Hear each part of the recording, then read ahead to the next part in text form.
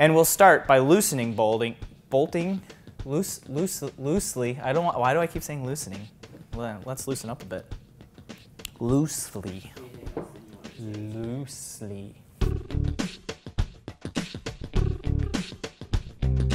Riding your bike with cleats and clipless pedals will help you get more power when you pedal. But of course, you will need to install your cleats to your shoes first.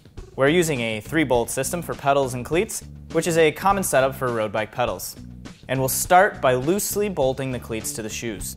Next, we'll need to find how the foot rotates in a natural position. This is different for every rider. One way to find your rotation is to march in place a few steps. Then, look at the angle at which your feet are resting. You'll want to rotate the cleat so that it allows your foot to sit in this position when it's clipped into the pedal.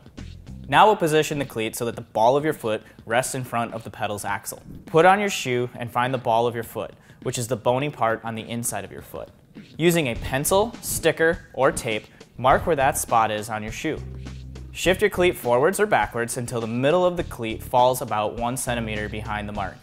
Tighten the bolts as tightly as possible, without stripping the screws, to secure that cleat in place. Really use your gym membership here.